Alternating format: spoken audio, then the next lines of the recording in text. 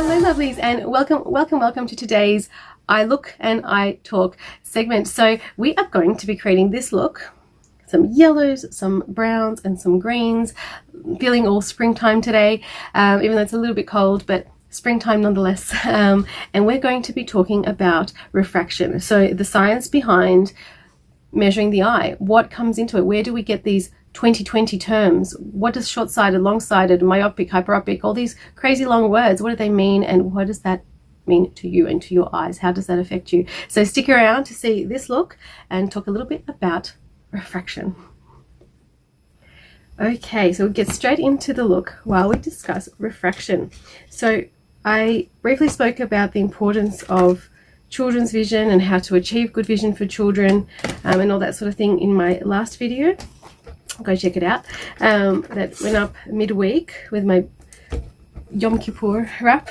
Let's talk about refraction. Refraction is all about glasses. Yeah, it's all about, to most people, about getting glasses or getting contact lenses, or maybe even surgery for some people. And it's not just that. Most people, not everyone, but most people will have a refraction. And what that means, and what the word means, is about how the light bends in our eye, or how the eye is able to bend light in order for us to see and focus.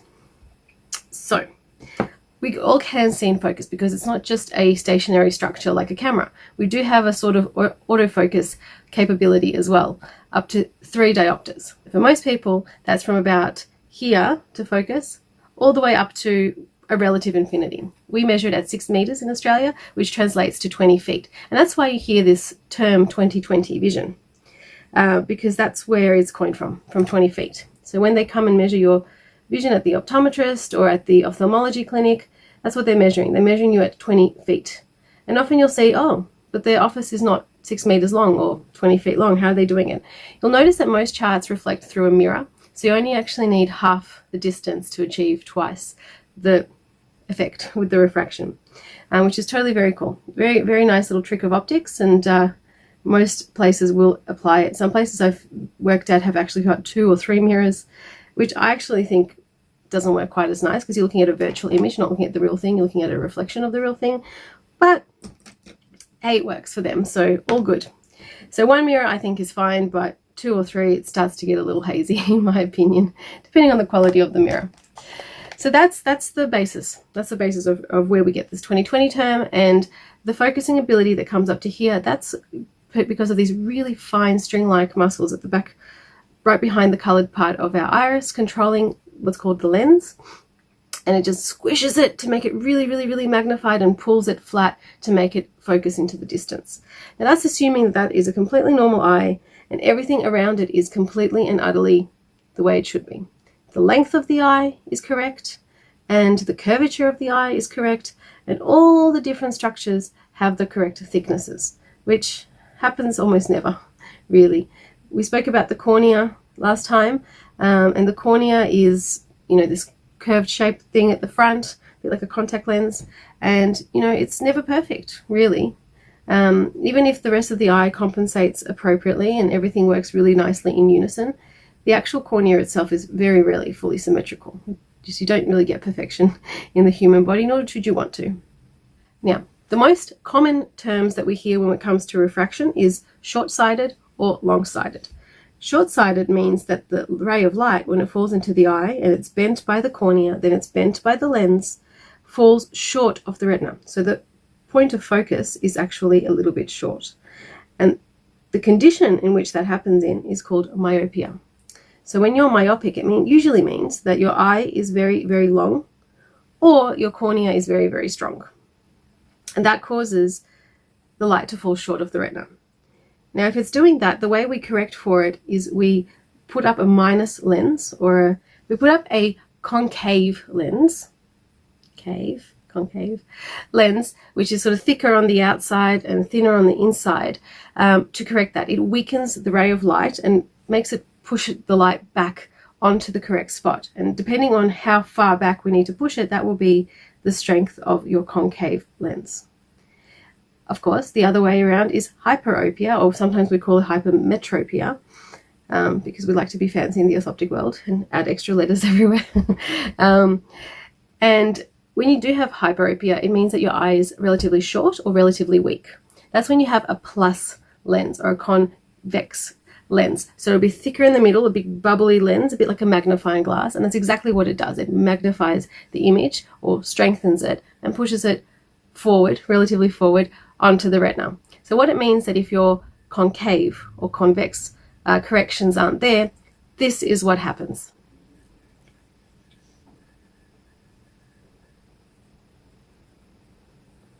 So as you can see on the diagram, the image that's actually coming to the retina is very blurry or very out of focus. And you really do need the lens. So let's put up one with the lens on. And that lens will then push the image into the correct place. Now, if only things were so simple. And, you know, a lot of the time it is around about that simple. That's why a lot of people do go out and buy just plain magnifiers when they get older, just to strengthen their eye for reading because their muscles aren't doing it anymore.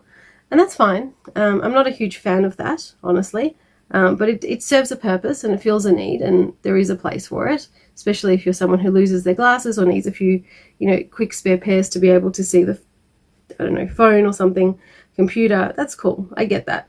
But, you know, a lot of people are in that boat, so that's fine. Ideally, though, you would get a proper made pair of glasses from an optometrist because then they'll be sitting right in front of your pupil, they'll be lined up to your eye, they'll be exactly your correction. The eyes are usually not the same, so you'll have a little bit of a difference between right and left, and you'll correct for something called astigmatism. Now, astigmatism is due to a few factors, mostly the cornea, mostly that front part of it being a little bit asymmetrical, so a little bit more like an egg rather than a soccer ball. And eggs, as we know, same as eyes, aren't curved this way the same way they are as this way, or sometimes it's a curve, the curve is this way and not the same as that way, and you have this asymmetry through the curvature, and that's called astigmatism. Astigmatism is easily corrected by a special lens called a cylinder, and that cylinder is placed at the angle at which your astigmatism is strongest. So let's say your cornea is really pointy at 90 degrees, just to make it simple. So then you would have a lens that sits at 180 to weaken it. Very, very simple. We work in minus lenses in Australia, so that's why we work at weakening the astigmatism to correct it. A lot of places go the other way. I know in America a lot of places use a plus lens. So you're doing the same thing, it's just that the formula is written out differently. So if you see pluses in your script but you know you're short-sighted, it's probably the astigmatism. With age, I briefly mentioned, you get these magnification needs. Those magnification needs are due to, like I said, the weakening of the muscle, but it's not just a simple weakening. It's not that straightforward. What actually happens is that those really fine string-like or elastic-like muscles, little fibers that stretch out your lens or bend your lens to magnify, they become a little bit weak, they do, but also the lens itself starts to harden and become a little bit more what we call senile. As it hardens, and it does it so extremely slowly and gradually and for decades, it takes decades to harden, but it does start around about the mid-40s. And you start to realize that, hey, that thing that was really easy to see close up, not so much anymore. And for some people that's earlier and some people it's later. It depends on what your distance or your overall refraction is, if you're short-sighted, long-sighted, or have astigmatism. But let's assume for a second you don't have any of those things.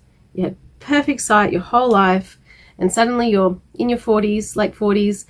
Sometimes it's earlier, I have to say, everyone's a little bit different, but somewhere around that 40-something mark. And, you know, suddenly the little print isn't so good anymore. Or suddenly you need more light to see, or you have to make the text on your phone a little bit bigger to be comfortable, or the screen a little brighter to be comfortable. And you know, you shouldn't have to do all those things, right? You could just see it perfectly 6 months ago. That's usually a sign of presbyopia. Now, presbyopia is a condition that is extremely gradual, as I said, and extremely slow, and it's completely normal. In fact, if you don't have presbyopia, then who are you? It's so normal. I mean, I'm yet to meet someone who hasn't gone through it, because, like, how could you not, right? It's as normal as wrinkles and grey hairs. It's just gonna happen. It's gonna happen. I'm sorry. I'm here to tell you it's unavoidable. It happens. Of course, you can have a lot of antioxidants in your diet, and you can have a good sun protection and all that wonderful stuff. And I highly recommend you do that just to push away how extreme those symptoms are and how quickly you deteriorate, absolutely. And how late in life you end up with cataracts and all the other kind of age-related things, absolutely. Do all those good things, you know, definitely sun protection. I'm a big fan of things like sunglasses, a hat if you're into that, you know, slip, slop, slap and all that sort of stuff. Look it up, guys. If you're not from Australia and you don't know what slip, slop, slap is, it's a very fun campaign all about sun protection, aimed at children, but, you know, it's catchy and it really does work. It's just about wearing your hat, your t-shirt and your sunscreen, and now also they've started to understand that sunglasses are really important for children. Now, there is a myth out there that if you start to put on magnifying glasses early to help you see, that you will actually weaken your eyes. I'm here to tell you, meh, wrong answer. In fact, what you're basically doing is resting your eyes. You're helping your muscles rest and recover. And realistically, that if you don't wear something for a couple of hours, your eyes are going to reset anyway. There's no real sort of proof or any kind of study to show that if you're wearing glasses, you're weakening your eyes. It just doesn't work like that. All you're doing is making things easier for yourself. So the mind becomes a little bit perhaps adjusted, or you know, it likes the new easy thing. So, you know, you have to sort of, I guess, work a little harder later. But the muscles themselves in the eye, they're not going to be affected. They're all good. I think doggies come to join me. Yeah, so do not hesitate. It's totally fine to put on reading glasses if you need them, or put on a little bit more light if you need it. I absolutely do not recommend you stress your eyes out, you know, following some sort of a myth that perhaps that's going to make the eyes weaker. It's just not going to happen. It's just not how it works at all. So, you know, I have a lot of people coming in, early 50s, you know, have really had way too much computer time, especially now with lockdown, and they're struggling. You know, their eyes are dry typically, which is fine. Everyone's eyes could use a bit of lubrication, especially preservative-free lubricant. Totally good idea. You know, that's fine. That's an easy fix. But some of them just, they can't focus anymore. They're really struggling. They're starting to suffer from headaches, and I start to measure them, and they're all the way up at a +1 already, which is not huge. You know, that you still have so much reserve in your muscles, which is why you're still coping, but you're coping with a lot of consequence. So I recommend, first of all, to take regular breaks so that the muscles can rest and recover, to use lubricants so that your eye has the best chance of focusing to begin with. And then, if all of those things are not enough, consider seeing your optometrist for a prescription. I would not begin with magnifiers. That would be a little bit, I think, negligent almost. If you're starting off with magnifiers, you're probably not allowing yourself to be reviewed for the whole picture. You're not giving yourself a holistic opinion about your eye, because in that sort of magic age of 40 to 50, that's when you can sort of start collecting your baseline scans.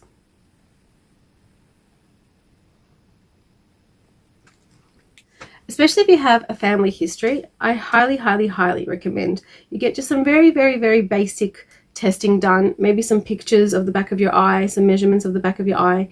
That way you know where your starting point is. That way, as you age, so in another sort of 5 years after your initial test, if everything's okay, you do it again and you see any progress. Because we live in a world now where we can predict things before they actually happen. So you could be at a high risk, let's say, of glaucoma, not even know about it, but if you have a doctor or an optometrist, it depends on the country you're in, do these scans of the back of your eye, they're able to monitor you more closely, which means treatment is applicable more early, and you can avoid any kind of vision loss or nerve damage or macular damage. The other thing is, you might be, let's say, a casual smoker, or you might not be getting enough greens in your diet, or you might just be genetically predisposed to some things. If that's the case and you don't know about it, the way to find out would be through the eye test. The amount of times I've done a simple picture of the back of the eye and come to understand that someone's having high blood pressure episodes, or they're pre-diabetic, for example. I can't actually diagnose that by the picture, but I can sort of say, we probably need to do bloods for X, Y, and Z. And, you know, same thing with a few of the other tests we do. We can sort of say, oh, maybe you need to check your thyroids, or maybe you have certain rheumatoid factors or inflammatory factors in your blood. And these are things that are usually quite visible on the eye, because the eye is such a tiny organ and it's so jam-packed with everything, which means it's usually, a lot of the time, one of the first organs to show symptoms of different things. And they're symptoms that you don't necessarily feel. They're symptoms that we as clinicians see when we look at the back of the eye, or if we look at certain factors, certain measurements around the eye. Okay, lovelies, I hope that you enjoyed our little chat about refraction and my little diagrams there. I couldn't tell you the amount of times I've quickly sketched up such a diagram in clinic to explain things to people. So I hope this has been informative, and I think this is something that applies to nearly everyone. So it's a really nice topic because there is a lot of crazy information out there, myths and things like that. And in my experience, the best thing to do is to jump on it and not delay, because you could always go backwards, you can always stop, you can always undo, but you can never sort of take back time. So I'm a big fan of very, very conservatively approaching things, slow and steady, rather than overweight or go too quick. If you enjoyed this video, please go ahead and hit like, leave me a comment, tell me what you thought, tell me your experiences with refraction and things like that. I love hearing your stories. It's been really, really great, this segment, because I've been finding out what goes on around the world, so that's really fun. If you haven't done so already, jump onto Instagram. I'm trying to keep that nice and active for you guys because, it's just a little bit more accessible than this platform, so head on over there to keep in touch. Everything that goes onto Instagram will also be on my Facebook page. Subscribe if you haven't already. It means that red button is still red. Make it grey. Turn it grey. Grey is a good colour. Subscribe and join the creative family, and I will see you next time. Stay safe out there, lovelies. Bye.